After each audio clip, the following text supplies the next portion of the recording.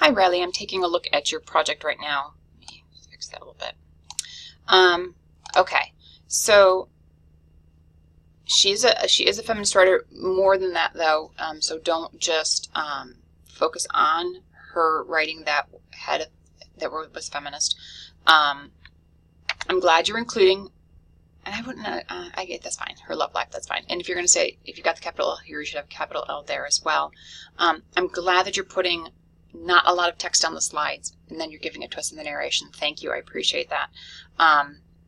Make sure you're citing where you're getting this information from, because I don't know where you're getting it from. Then it's not common knowledge.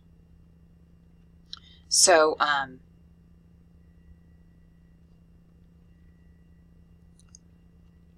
okay, let's see.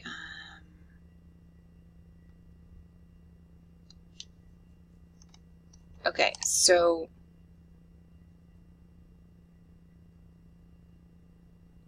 this is important that he abandons her. I mean, he abandons her. To say he left her, make it really clear that, he knew she was pregnant. He left her when she was pregnant. You see this over and over and over again. Mary sees it in her life with people that she knows. So that her mother was abandoned when she was pregnant, the man who, right? And then you have Percy, who abandons his wife and 2 children. And, then later, Byron and Clara. And I mean, there's so much going on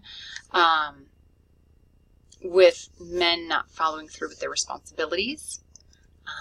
That could very well be part of the influence, right? What is the effect when a man doesn't follow through with his responsibilities? Because you see that with Victor. Okay, so that's some of the things. Make sure that you're kind of hitting in here. Go even more into what this is about. Her writings, especially A Vindication of the Rights of Woman. I'm glad that you have this in here. I'm not sure why you have this particular quote. There are other quotes that are probably much more appropriate for what you're saying in the slide. And then didn't you have her, let's see. Oh, yeah. So this was fine. The influences section was fine. So, but give us more about Mary Wollstonecraft in the beginning. Here's where I'm getting a little confused. You have, in the novel, Elizabeth is married to Victor. Now, they get married after he creates the creatures. So then you talk about divorced. They never got divorced. She's killed on their wedding night. I mean, it's a little confusing to me. Like, this description of what's going on.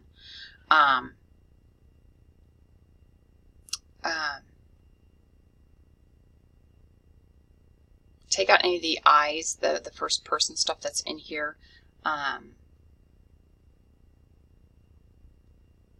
They are told what to do, and they are subservient. And so then that's the question. It's like, and what is Mary Shelley? Why does Mary Shelley include this? Like, how does her mother's feminist views? So what you're saying, what you need to be saying is that Mary Wollstonecraft's feminist views, that Mary Shelley agreed with, maybe her mother's feminist views, and that you can see these things coming across in Frankenstein in these ways. So, but that needs to be really clear, because that's you're not making that clear. And so then maybe you want to organize it by characters, by the female characters that are in the play.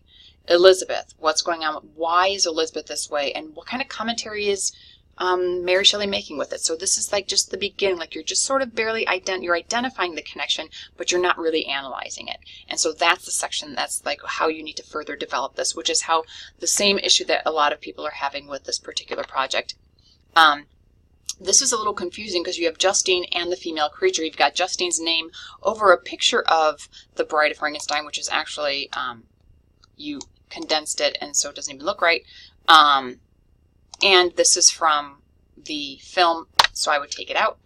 You don't really want to have, and this one too, I mean, at least this image looks, and this isn't even, because this is the female creature, so this is kind of messed. Well, it's Elizabeth who becomes the female creature. It's, I don't know. This is a messed up version of it. Be careful with any kind of modern images. And you have Justine here, and you've got the female creature here. But you talk about the female creature first. I would break them up. Talk about Justine. Talk about Elizabeth. Talk about Justine. Talk about the female creature.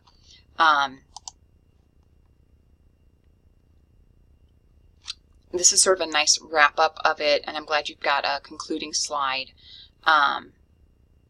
When you talk about Mary Shelley, don't just say Mary, say Mary Shelley.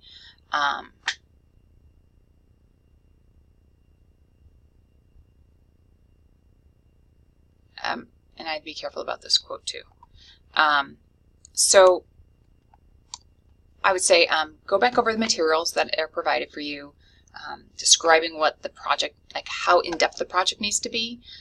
So also the sample project, that if you download it and you watch it, you'll get an idea of what's in it, and how in-depth it is.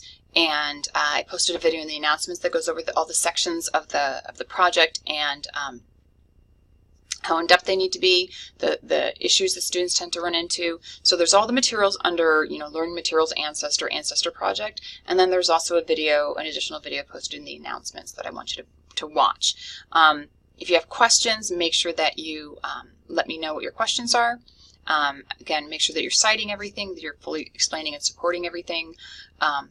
If you need to bring a second version of this to me, then make an appointment to come see me, and I'll be happy to take a look at it.